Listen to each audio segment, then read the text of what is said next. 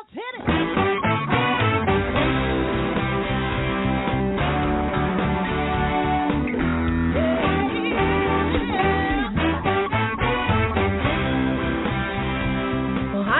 And welcome to Alzheimer Speaks Radio. I'm your host, Lori LeBay, and I'm so excited that you're joining us today.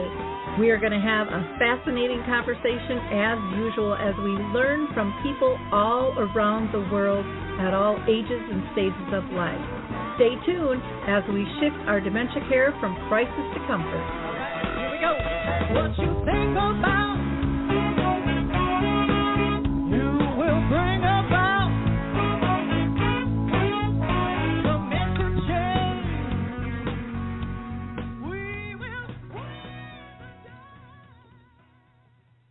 Well, hello, everyone, and welcome to Alzheimer Speaks Radio. I'm your host, Lori LeBay, and I hope you enjoy this show. I know I'm going to. We are going to be talking about the Bitove Method, how it works, what it does, and it's fascinating, these programs that this organization has pulled together to help those living with dementia.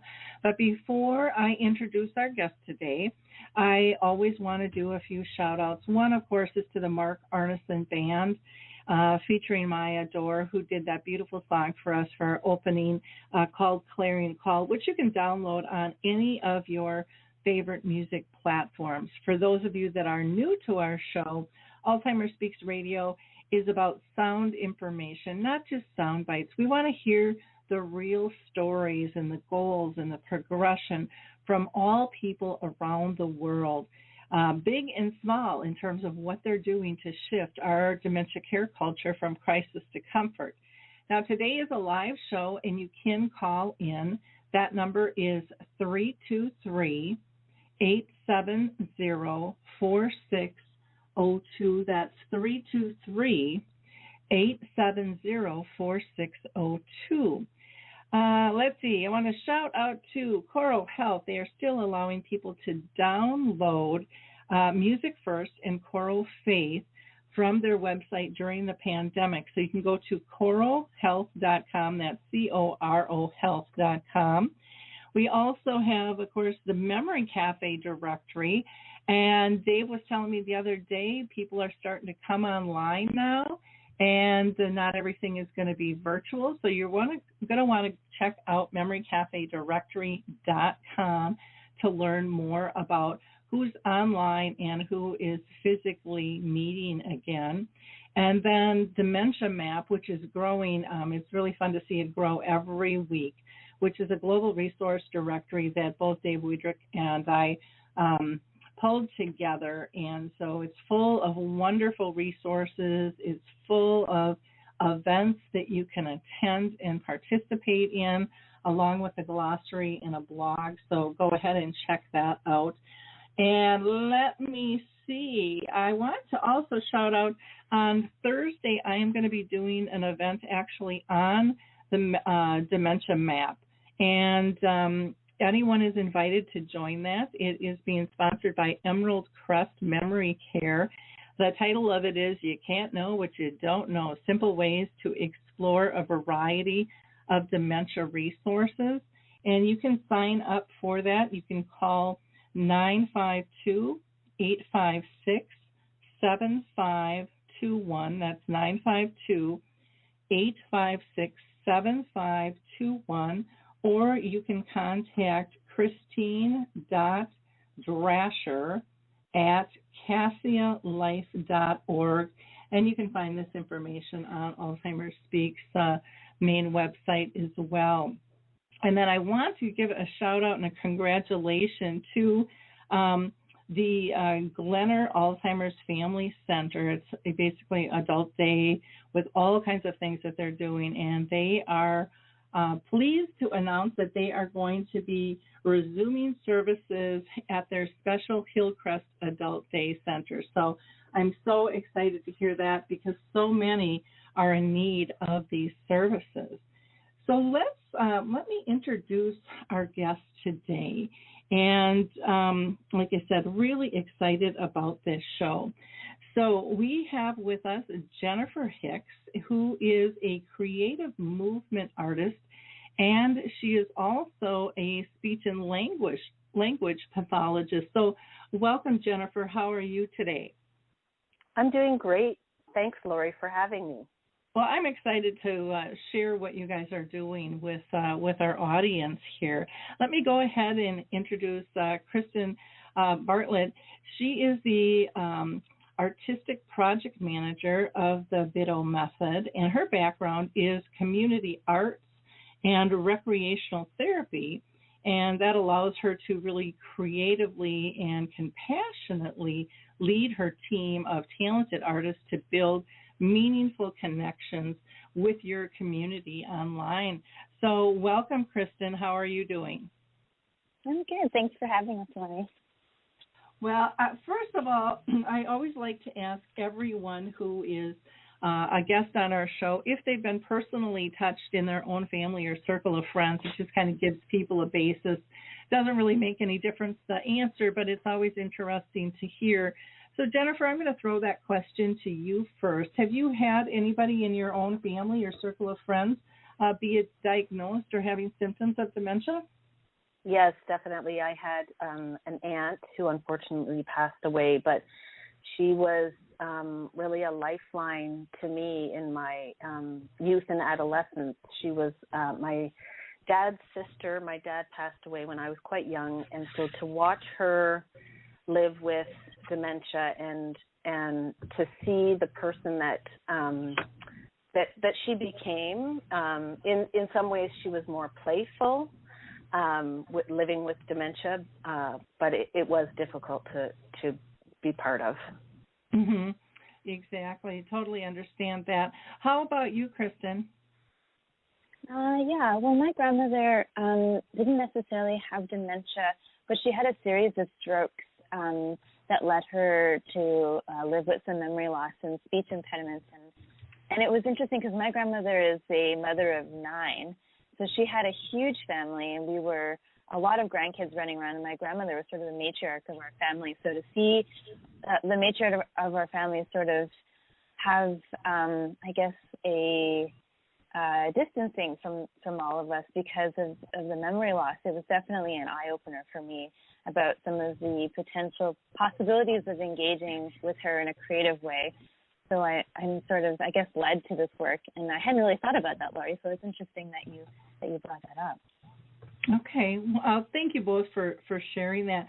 Kristin, I'm going to ask you first, what is the Bitove Method and what makes it unique? Let's start out with what it is. Yeah, sure. The Bitove Method, essentially, well, right now we are an arts-based organization that offers virtual classes online for people living with memory loss. And what makes us unique is that we operate using a philosophy called relational caring. And essentially what that means is that we use art-based programming as an opportunity to spark creativity, to develop authentic relationships.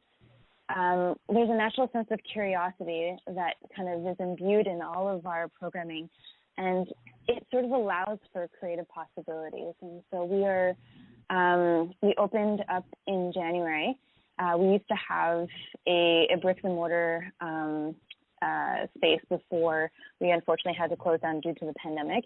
And so we were able to bring everybody on board and to try out this new way of engaging. And it's been surprisingly beautiful. People are really sort of taken by the opportunity to find creative connections with each other online. Oh, fun. I love the phrase relational caring. I'm a big person that believes that we have kind of under-delivered when it comes to talking about person-centered care. And, we talk a lot about it, but to me it's really not being done as well as it should be out there. And I think you're right. It does get back right to the crux of, being in relationship, allowing that to occur. Jennifer, was there anything that you wanted to add regarding, what the Bitove Method is? Yeah, well, this concept of relational caring is sort of a two-way street in that we're developing relationships, which takes two or more people, and so there's a really beautiful opportunity to bring our authenticity as artists, as staff members, and to help our members draw that authenticity out of our members as well. So it's a beautiful feeling and sense of give and take that we are both offering a creative opportunity for people, but we are also receiving from our members. Mm-hmm. Wonderful. Thank you. What makes you guys stand out? You know, Kristin, if you had to, give us one thing, one or two things, what is the big difference from your, arts-based program from others? And maybe give us an example if you have one. Yeah. Well, for one, we hire professional artists who are very much engaged in the artistic form outside of the academy. So what's really beautiful is that while other programs might sort of tap into creative opportunities, we're really honing in on this really beautiful sort of artistic practice that the teacher-learner dynamic exists there. And it's, as Jen said, it's quite unique in the sense that we really believe in this two-way relationship. So art is only used as a vehicle to be able to offer opportunities for creative conversations and creative connections. So it's sort of an interesting shift. It's not necessarily about the outcome of the art, but it's using art as a way to really be present in the moment with people, to share our lives together.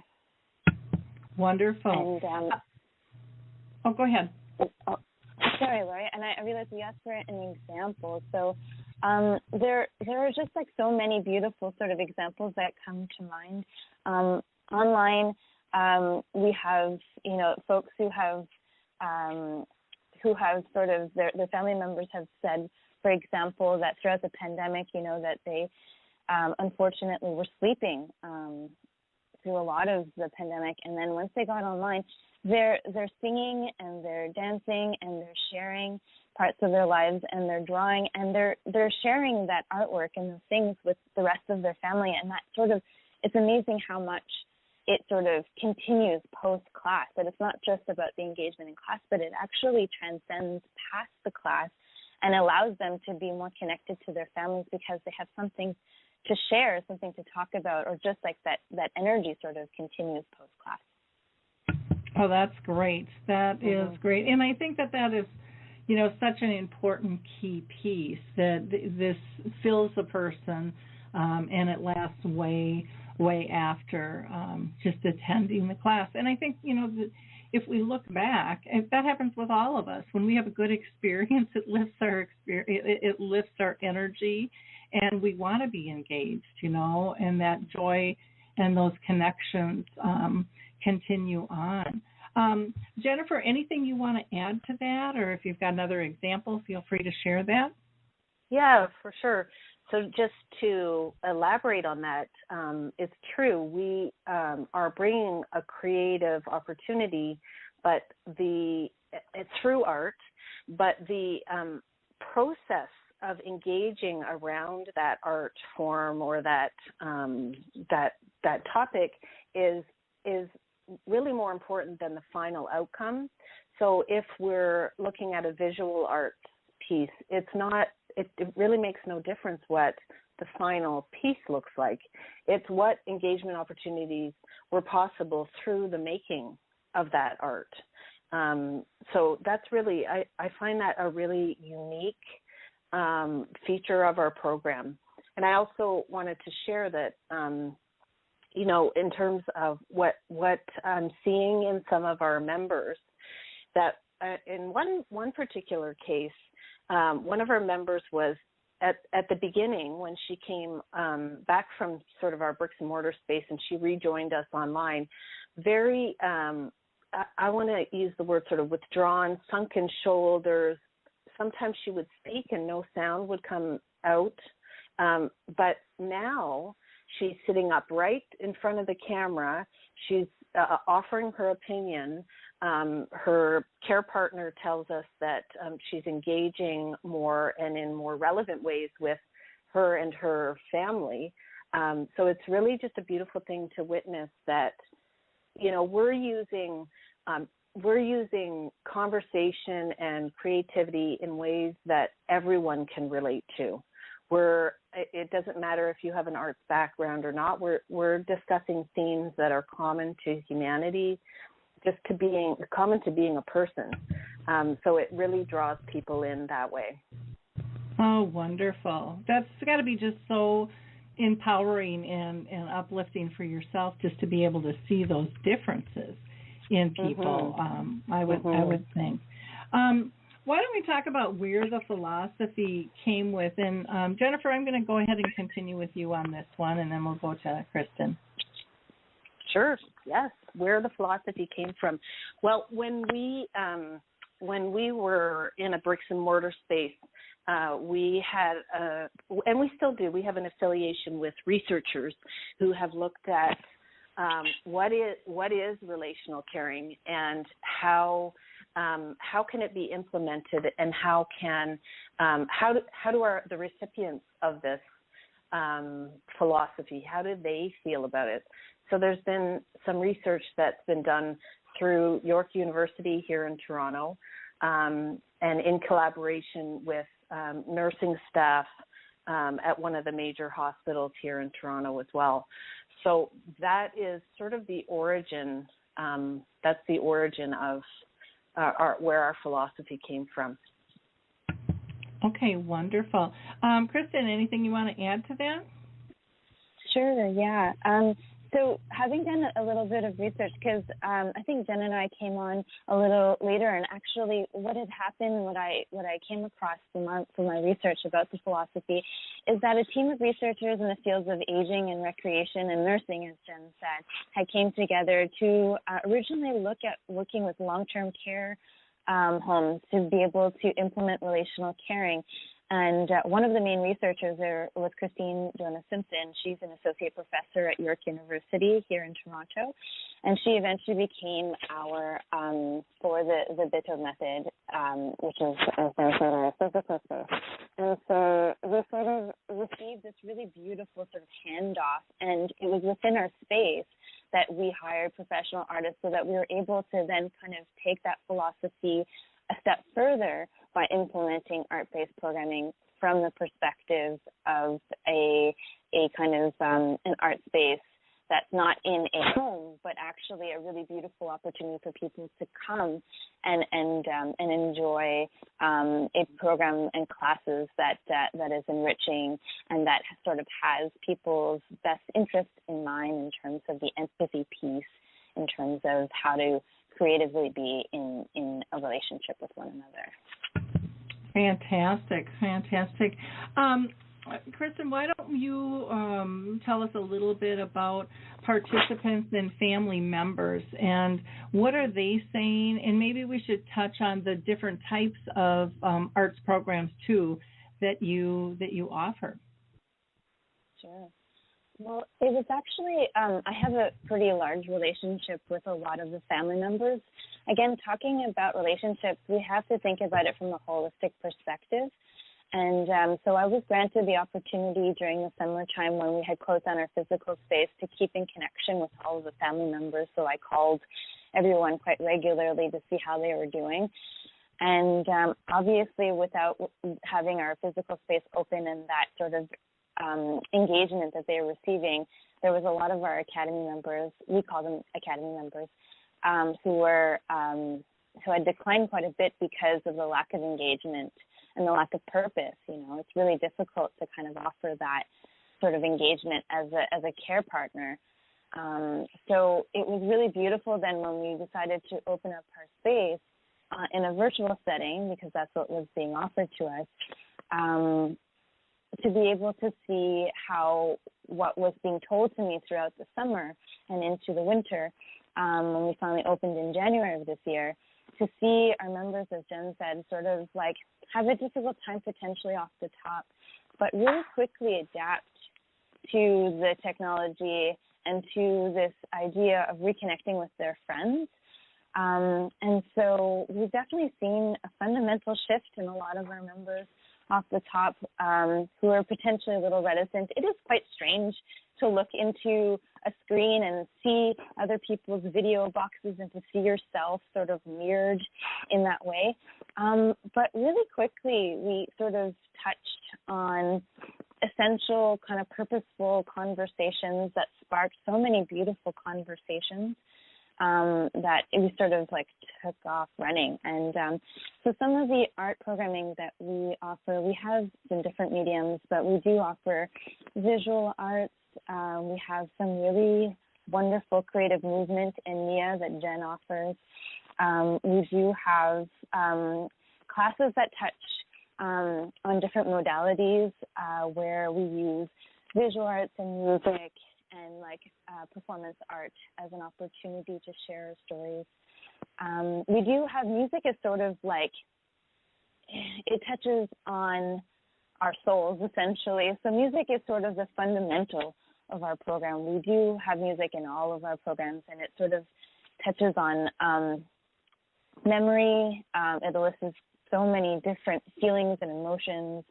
And so it taps us to our core. So it definitely is a big part of our program. We have great musicians and composers that are part of our program that offer some really beautiful opportunities, and lyricists who create wonderful songs at the end of their program, which is really beautiful. They'll create lyrics for a song around a theme that's very collaborative, and then that artist will then send them the song that they created at the end of the class. So it's quite magical, I'd say.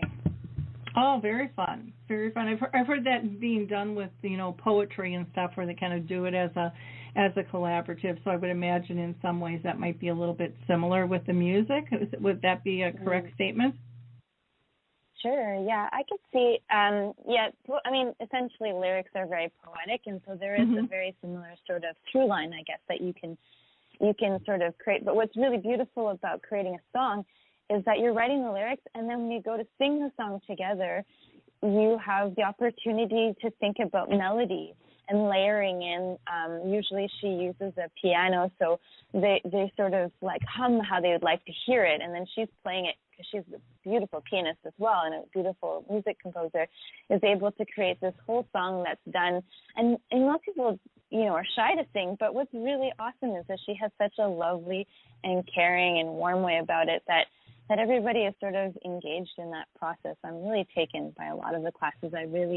I'm surprised every time about how much involvement the classes offer people, and has such a beautiful flow. I think that everyone sort of goes, and our classes are an hour and a half, and they go by so quickly, so fast. It's really telling how much fun people have because of the magical passing of time. Well, that's wonderful.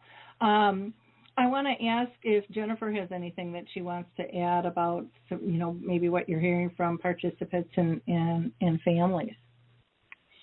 Yeah, definitely. So we're hearing that just in general that our members are feeling sort of more engaged in life, just more energetic.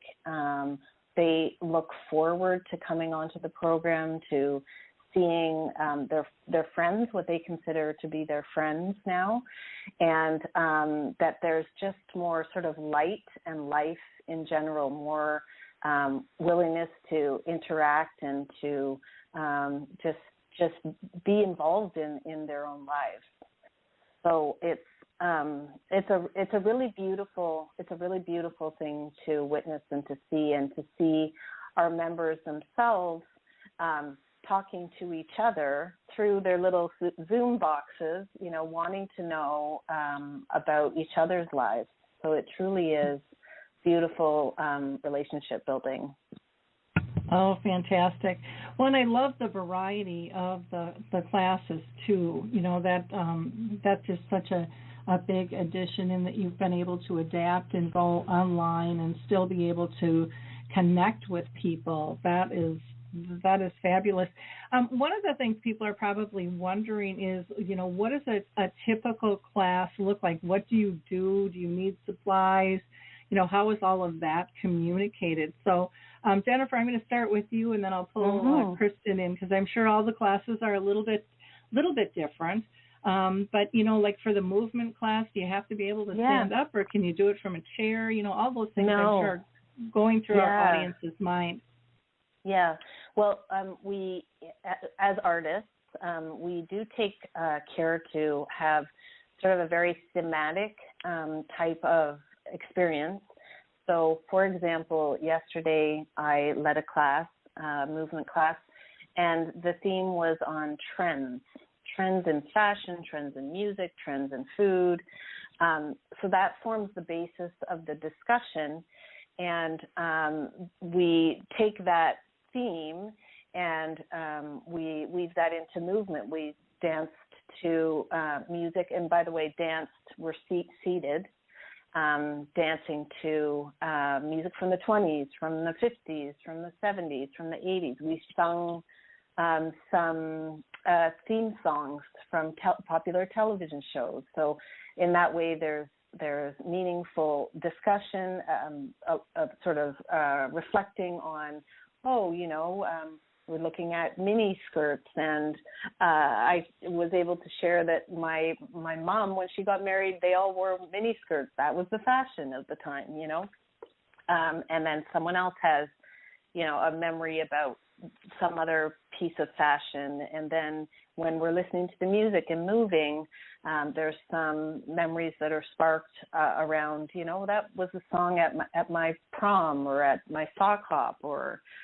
this kind of thing. So there's different elements. So we're never sort of doing one modality. We might have 5-minute discussion and then move for 10 minutes, and then discuss, look at some images and reflect on those. So there's certainly a lot of variety, and as Kristin said, the classes go very quickly in that there's I come in with a plan, but then I'm also taking what the members are offering and I'm following their lead, essentially.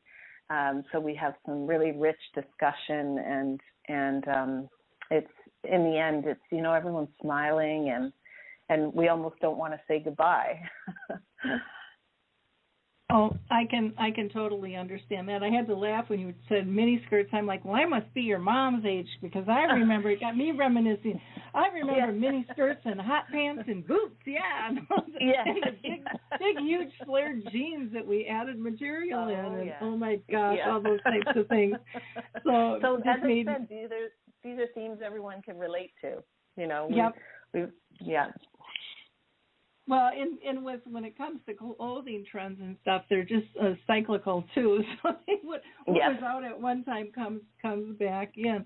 Kristin, how about you? Anything you want to add about your classes? Like, for arts, do people, what kind of supplies do they need, and how does that work for some of them? Sure, yeah. We do try to be mindful to keep supplies to a minimum. We want to be as inclusive as possible.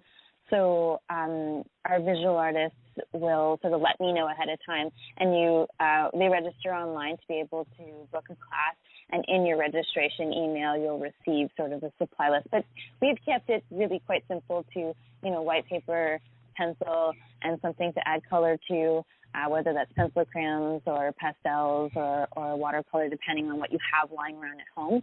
It's really about the process. I mean, our visual artist that we were working with, Monica, is a beautiful visual artist who works out in the street. She actually is a street artist, and it's really quite amazing because she's talking about and showing these really large-scale paintings that she's been doing around our city by beautifying our city. And so it's cool to sort of bring, I guess, like what would be considered, I guess, more of a youthful, younger kind of art to an older population, which happens to be our membership, and having these sort of intergenerational conversations around around art making and different forms of art. Like, it's not just about galleries anymore. We're talking about art that you can find sort of in the streets, and how that the color of the walls sort of impact a community. So it's really she does such amazing sort of live drawings with people. She talks about it being able to create your authentic mark, which literally just is about sort of like take it and run with it. And it's not about comparing, but just sort of about, the process, and don't worry about the end. And it's always been this really beautiful kind of, I've taken a couple of her classes where at the end where people show their artwork and they're surprised by how much they enjoy that process. And they're showing their artwork very proudly, and usually we'll layer, like, so one of the classes layering a guitarist playing music while you're drawing and painting. So it's a really a wonderful approach, because if, for example, that day you didn't necessarily feel like drawing, you have the opportunity to be engrossed in the conversation. You have the opportunity to hear this beautiful live music that's being provided throughout the class, and you have the opportunity to talk and to engage with the other people in the class as well, and to see the wonderful things that they're up to. So it's very adaptable, and it's and making sure that everybody can participate regardless of supplies. As I said, it's really kept to very simple things, so that we can make sure that everybody feels comfortable and able to engage in our class.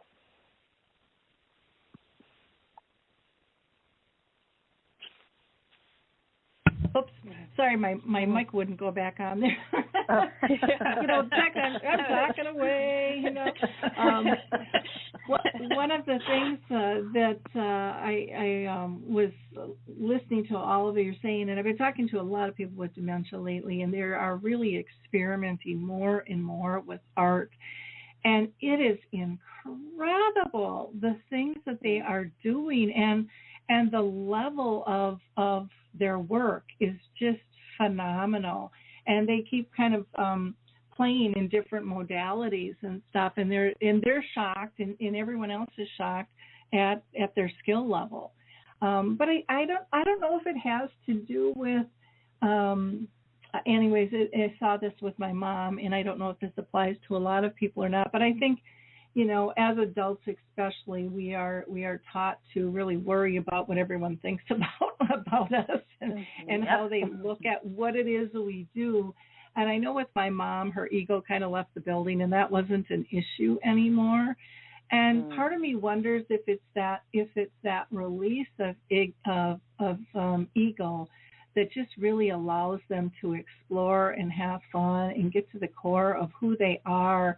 And like I said, the works are just incredible, just absolutely incredible. I'm just so impressed with what they're able to do. So I think part is, as care partners, we have to stop blocking some of this stuff, thinking, well, they can't do this. And really, let them try, because, art, it's in the eye of the beholder. And if you're having fun and you're enjoying the process, what more matters? And then if you get a great outcome, to me, that's just a benefit, Totally. But that's how my mind works on that. What are your thoughts on that, Kristin? Well, it's funny you say that, because I've invited my mom. She's retired recently, and so I said, you know what, you should come online, and you should come check out some of the stuff I've been up to. And she, like a lot of people, have been told from a young age that she's not an artist, and therefore, she shouldn't try, kind of thing. Like, I think you had like one bad art teacher who told you that you weren't very good, and then it sort of ruined your possibilities of being creative. And so she took one of these art classes that I mentioned that Monica offers, and she was really reticent at first. She was really sort of like scared, actually, to take the class. She was like, I'm not creative. And I was like, I said, it doesn't matter. It's just about the process. It's going to be great. You're going to have a good time. And she took the class, and she was just so into it. And she was it's very much like you're sort of like, you get into this class and then the flow of the class, and you don't just jump in cold. There's lots of really beautiful ways to start it, to, you know, engage in everyone's sort of days and where they're at, and share different stories. And then you slowly get into it, and it's sort of like you didn't even realize that you got there. And then she drew this really, we were doing portrait drawings, and she came at the end, and she was really beautifully showing the work that she had done, and she was so sort of taken by A, that she had shown it, and B, that she was proud of what she had done. And I think that's a real sort of testament to the process, that regardless, even if you're living with memory loss, and what we've discovered actually is that the Bitove Method is so wonderfully inclusive that it sort of, we've discovered that it's not just for people living with memory loss, although we specialize in working with those folks, that it's for anyone who is interested in being creative, anyone interested in doing something different, and to really have an opportunity to just be in a very comfy, creative, sort of engaging environment for an hour and a half out of your day. Yep. Well, and like you said, when it's done in community too, there's just a different feel to it, because you can sense other people's kind of angst, that you're not alone, and people can, I think, sometimes get silly and just, you know, have fun, and, you know, it's just, you know, we're going to do what we're going to do type thing. Jennifer, anything that you wanted to add to that?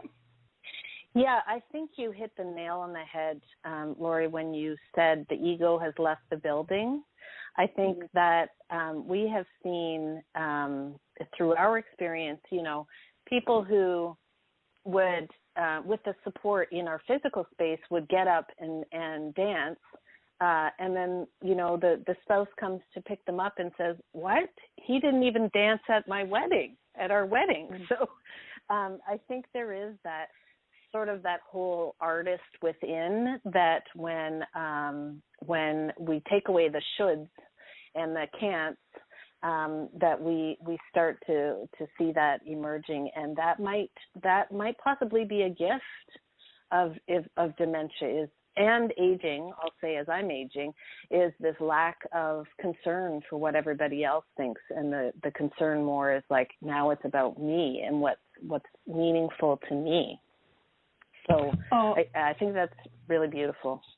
Yeah, I totally agree that it's a gift. I mean, my mom lived with dementia for 30 years, and, you know, I tell this story a zillion times, but it was just so powerful, where my mom was watching my daughter. My husband and I were a little nervous about having her do that.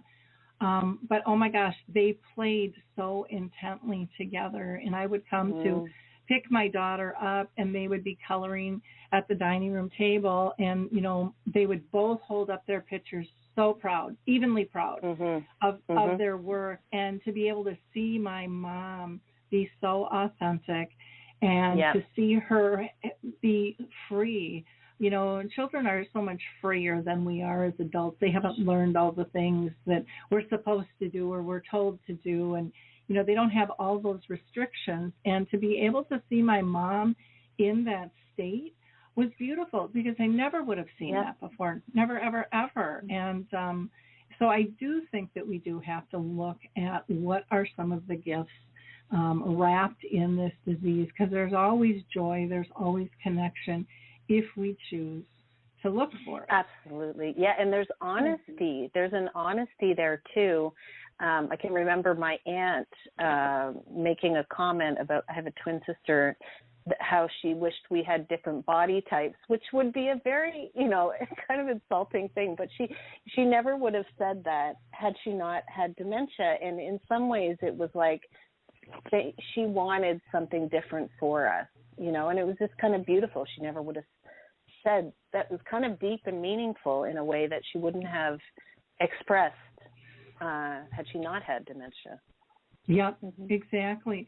Now, I want to make sure that we talk about your virtual open house that's happening on May 6th. So, Kristin, do you want to tell us a little bit about that and how people can participate in that?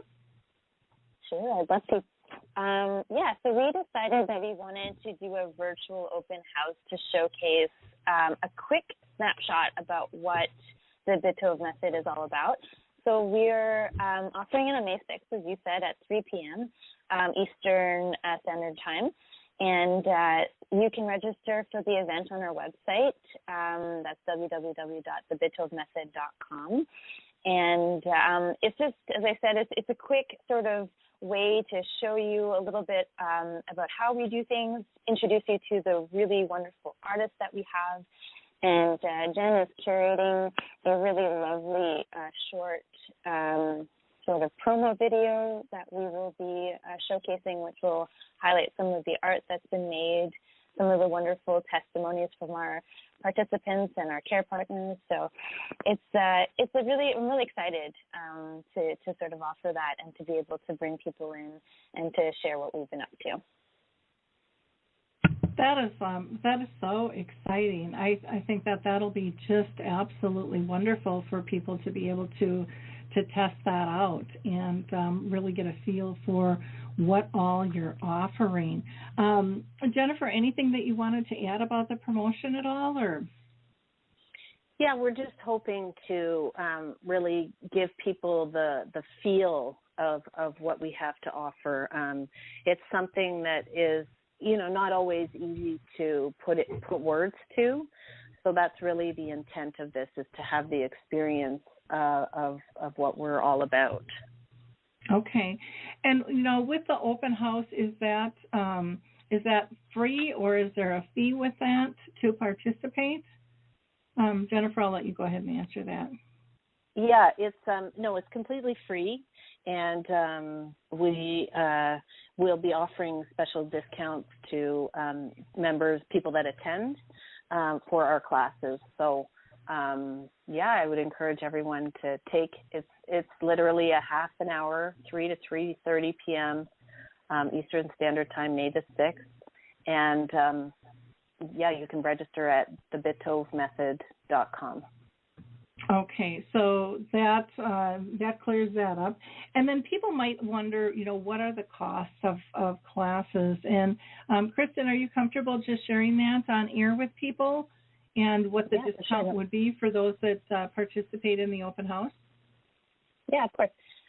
So we're calling you from Canada. So just so you know, in terms of the fee, so we're talking about the classes themselves, as I mentioned earlier, are an hour and a half, and each class is $30 Canadian. And if you sign up for the open house, we offer class passes as well. So $30 a class, but we also offer a 4-class pass for $100 Canadian. If you come to our open house, we're going to offer a 20% off on the 4-class pass. So you'll be able to get that at a reduced rate. Wonderful. That's fantastic. And I'm not sure what the conversion is out there, but I'm assuming when if they decide to pay online, that it will convert for them. Okay. Yes, through their credit cards. Yeah, if you pay through your credit card, you'll be able to see that conversion. Which, if you're coming from the States, you'll get even more of a discount. Mm-hmm. Okay. Well, we'll like that. That's for sure. That's for sure. Well, is there anything that we missed that we should be talking about, Jennifer? I think we've covered a lot today. We are on social media, so you'll find us on Instagram, on Facebook, on LinkedIn, and on Twitter.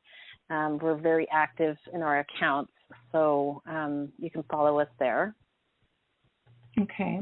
Anything that you want to add, Kristin? Sure, yeah. I did want to say, so one of the beautiful things that came out of our physical space was there was a really beautiful documentary called Music is Life. It showcases how our philosophy has been implemented using music. It can be found on YouTube. If you go on YouTube, you can check out Music is Life. And I think that really gives people a really clear indication and showcases how we use relational caring and how we use art-based programming within our organization. So I just encourage everyone to watch it. It's such a beautiful film. It follows 4 of our members, and it really sort of gives a really wonderful sort of opportunities for them to share their stories. So I'm always excited to rewatch that film. Oh, neat. I should look up that link, or if you want to send that to me, I can add that to the show. If I'm not over characters, the show page gives me a little more limitation, but I can definitely add it to the blog, so I can just put that in there and embed that for people to be able to see. So if you go to the Alzheimer Speaks blog, you'll be able to find that. And I would imagine you have that on your site as well, someplace. We do. We have the trailer on our site, and then it gives you a link to the full documentary on YouTube. Wonderful, wonderful. Well, fantastic, ladies. This has just been a great conversation. In order to, touch base with these two and the Bitove Method, you can go to www.the and then Bitove, BITOVE method, METHOD.com. They are also on Instagram as Bitove Method and on Facebook as The Bitove Method. And you can always email them as well at info@thebitovemethod.com. Thank you, ladies, so much for sharing your work and your talents. I think this is really exciting.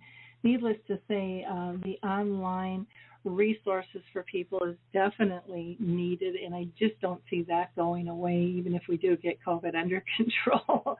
And I think it's brilliant, and I love, like I said, the variety that you have. So we will definitely push this out and let people know, because they're always looking for things to do. One question that I didn't really ask or dig into, but maybe this is a good time to do that before we end the show, and that is, can people participate without a care partner? And I know that, you guys do more than just dementia. Basically seniors can participate in this as well, or adults, and correct me if I'm wrong on that. But, is it something where maybe a care partner could get a little respite and put somebody in front of the computer and they're able to participate? Yeah, I think that's a great question. And it really, I guess, because our program is so adaptable, I think it's really sort of about whether or not that person is able to engage. So if they're able to engage through the screen and they feel comfortable, then a lot of our care partners, have definitely taken that hour and a half as time to go in the kitchen or do what they need to do, watch a movie, read a book. However, some of our other members need a bit more assistance. So it's really sort of a person-to-person opportunities, is not necessarily a one-size-fits-all kind of thing. So we do sort of ask people off the top to potentially have a care partner there with them to see how they do. And if they're comfortable and they want to be there by themselves, and oftentimes it's sort of nice to have that separation a little bit as well, and to have creative conversations with other people, So we would encourage it if they're able to do that. Exactly. I can see where it is going to be individualized with that, but I thought, I should just double check. Jennifer, did you want to add to that? Yeah, it really, I agree with Kristin. It really depends. It's what the comfort level with technology is, whether, the person is, not that there is much need to use the technology once they're set up, but just to make sure buttons aren't being pressed or cameras aren't being turned off, that might require someone just to provide some assistance. But it really varies based on the individual case. Okay.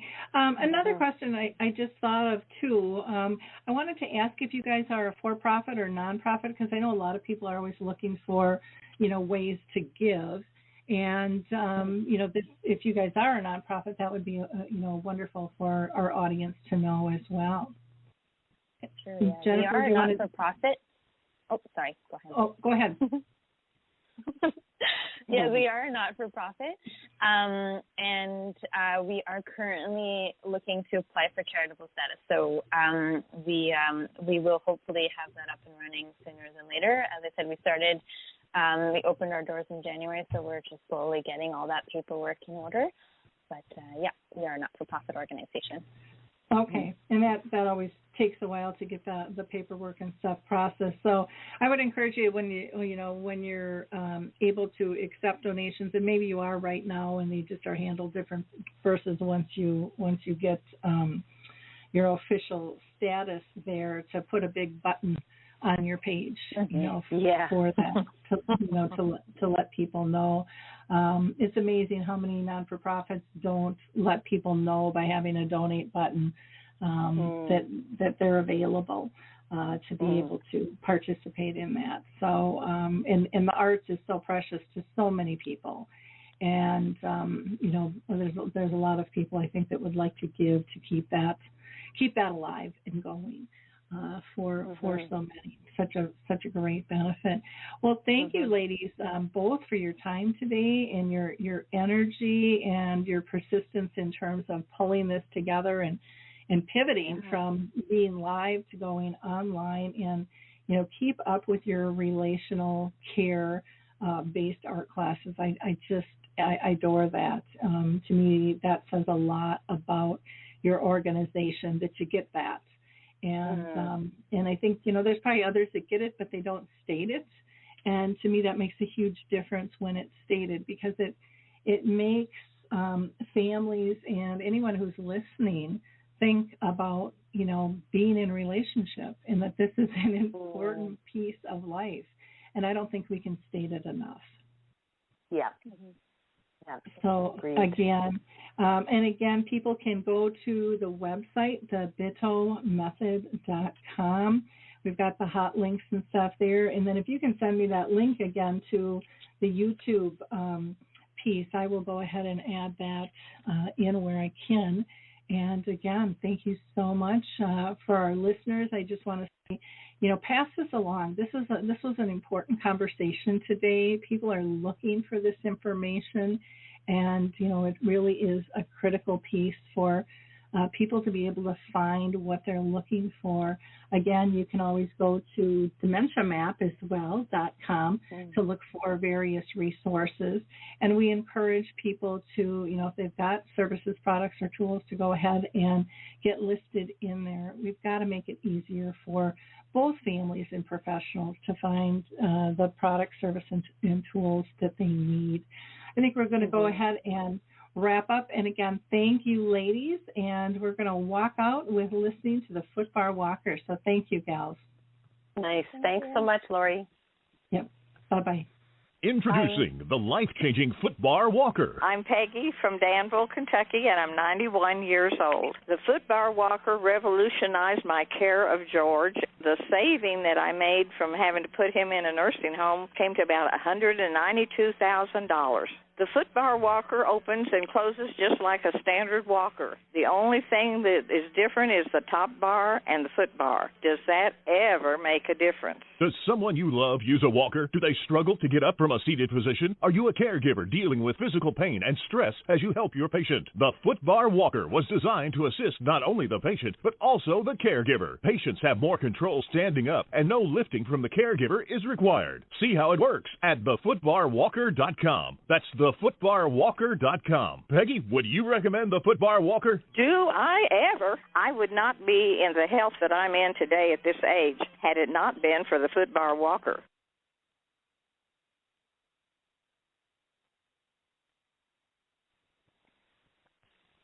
It's time to rethink, renew, and reimagine retirement.